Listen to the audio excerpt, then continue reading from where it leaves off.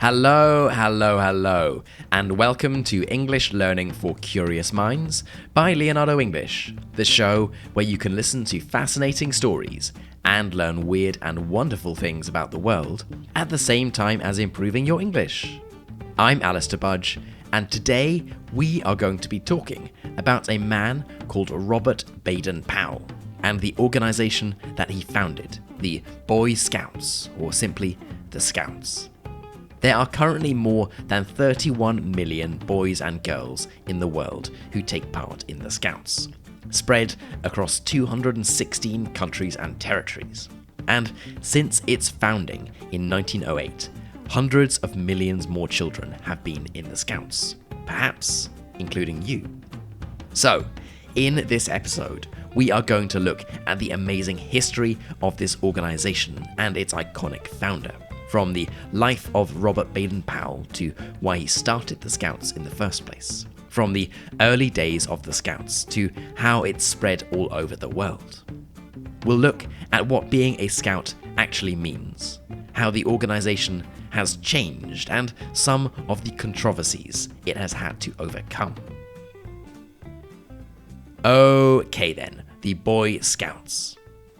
To understand the history of the Scouts, we must look at the childhood of its iconic founder, an Englishman named Robert Baden-Powell, who was known to everyone simply as BP. He was born to an upper-class English family in 1857. His father was a well-known mathematician and Church of England priest, and his mother was the daughter of a famous naval officer. BP's godfather was the famous railway engineer, Robert Stephenson, who invented the steam train. So he came from a wealthy, prestigious family. He won a scholarship to a famous private school called Charterhouse, where he developed his love for all things outdoors. Although he was a clever boy, he was reportedly not particularly interested in his academic studies, and would prefer running around in woods, going on outside adventures, and being out in the open. As was not unusual for someone with BP's upbringing, an upper-class young Englishman at the height of the British Empire, he joined the army and spent time out in India, which was, remember, a British colony at the time. He was posted to a variety of different British foreign territories, including Malta, South Africa, and Zimbabwe, or Rhodesia as it was called during the colonial period. He was clearly a talented soldier, and promotions came quickly. It wasn't until the Boer War, which lasted from 1899 to 1902, that he really made a name for himself. As a quick reminder, the Boer War was the war between Britain and two states in modern-day South Africa. Although the British technically won the war, it shone a light on one of the very nasty aspects of imperial rule, especially through the use of concentration camps to imprison the Afrikaans or Boer population. And it was considered by many to be the start of the decline of the British Empire. During the Boer War, Baden-Powell was in charge of defending a town called Mafeking from the advancing Boer forces.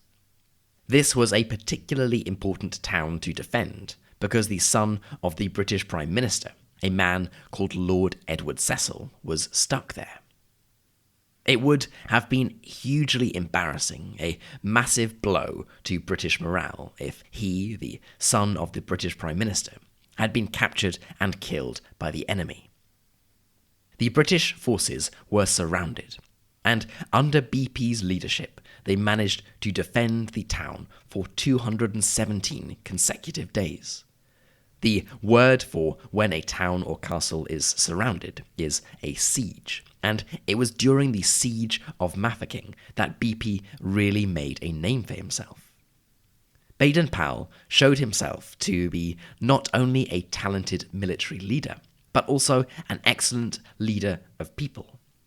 He managed to keep up morale in the town, organising games and activities to distract people's attention from the reality that they were surrounded by enemy forces. News of the Siege of Mafeking was being broadcast back in Britain, and BP was becoming a household name. It was a great morale-boosting story for the British public, which was sick and tired of hearing about military defeats and the deaths of young soldiers.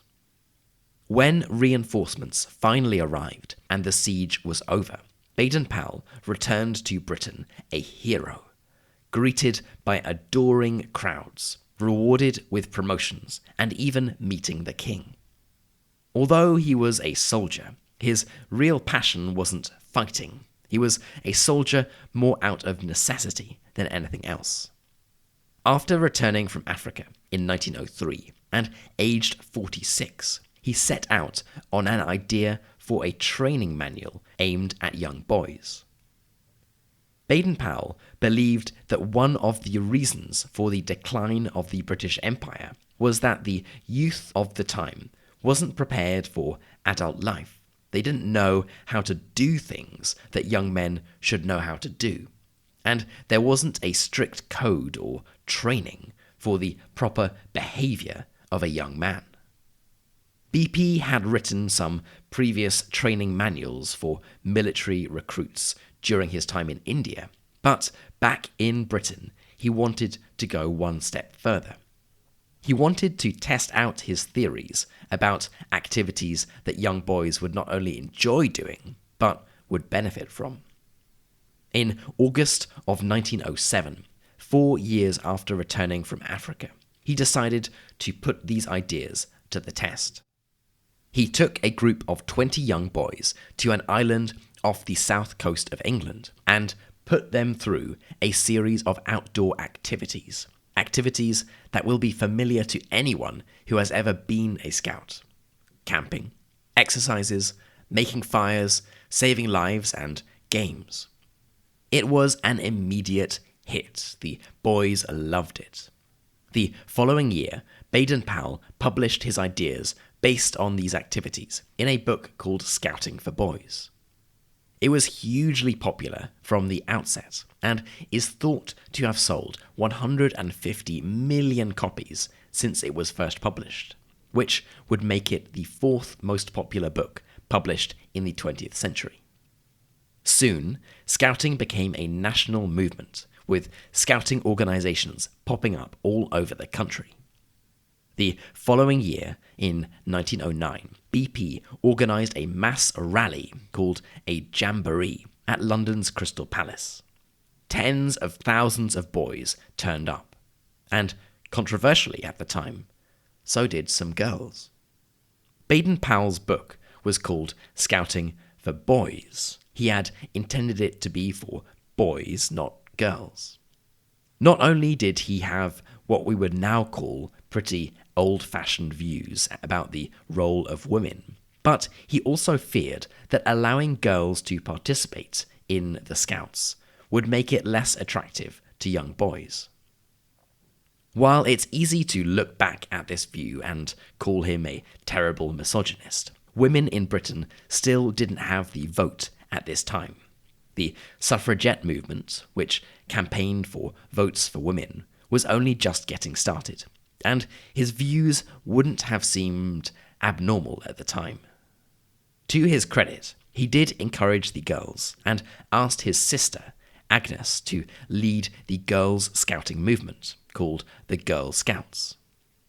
While BP's views on gender equality might be something he is criticised for today, he showed progressive views on social mobility, and right from the start, made sure that being a scout was something that should be open to and encouraged for all boys of all social classes. This was certainly not obvious, given the importance of social class in other aspects of British society at the time. BP's special talent was speaking to boys in language they could understand. He recognised the sort of things that boys like doing, and scouting activities reflected this. He believed that young boys like ritual. They like the idea of a ceremony being performed. They like the idea of having something that bonds people together. He also noticed that groups of young boys will normally elect some kind of leader, or a natural leader will emerge. And he saw that young boys love the idea of adventure, especially adventures they go on as a group. All of this was woven into the scouting movement.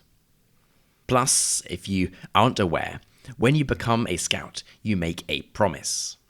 The original promise from BP's 1908 handbook read, "On my honor, I promise that I will do my duty to God and the King. I will do my best to help others, whatever it costs me. I know the scout law and will obey it."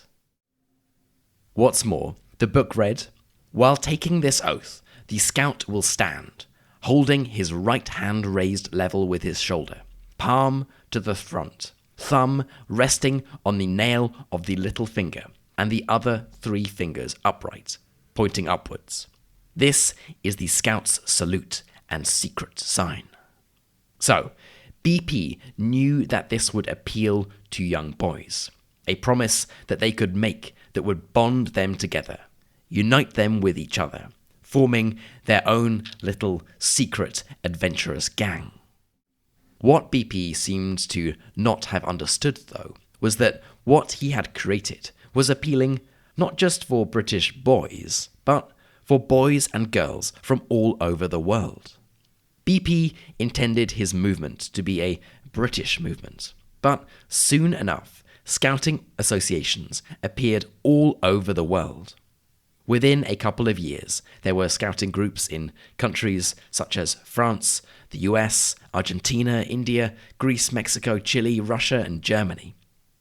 Of course, Baden-Powell couldn't control all of these new scouting organizations directly, and so adults were encouraged to lead these decentralized groups based on BP's ideas.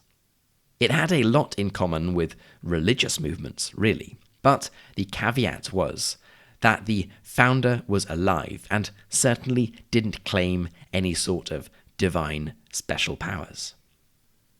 But just as the scouting movement was really starting to take off, the First World War broke out. Baden-Powell was almost 60 at the time, so no spring chicken, not a young man by any means. He didn't go to fight, he was too old, but tens of thousands of young scouts, both former and current, did, many of whom never returned, and this was an experience that was to scar Baden-Powell forever.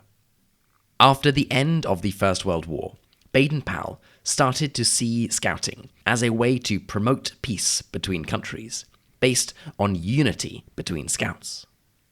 He had been a soldier himself as a young man, so he knew how wars worked. But he thought he could use scouting as a way for boys to better understand boys from other countries, so that when they grew up and became men, they were less likely to go to war with each other. The 1920s saw the start of the global scout movement, with BP being given the title of Chief Scout of the World. Great jamborees, large parties were organized, allowing boys and girls from all different countries and backgrounds to get together, united through scouting. By 1922, there were more than 1 million scouts spread across 32 countries, a number that was to rise to over 3 million by 1939. While the 1920s might have been a time for optimism in much of the Western world and also for the Scouts, the 30s were a different matter altogether. Starting with the Wall Street crash of 1929 and the subsequent Great Depression in the United States, and then the rise of totalitarianism in Europe, it was a very different world. As far as scouting was concerned, Baden-Powell was horrified to see the Boy Scouts in Germany banned and then swallowed up by the Hitler Youth, an organization that numbered 8 million at its peak. and with a much more military and sinister purpose than the Boy Scouts. Now, this is by no means saying that the Hitler Youth wouldn't have been created without the Boy Scouts, but the presence of the Boy Scouts in the country certainly gave it a head start, and this was something that deeply troubled BP. By the outbreak of the Second World War, he was an old man and had retired to Kenya. His health was failing, and he died on the 8th of January 1941, less than a month away from his 84th birthday. Of course, the death of Baden-Powell was a great loss for the Scouting movement, but it was strong enough to continue without him. During the second half of the 20th century, it continued to grow and grow, with over 31 million people worldwide.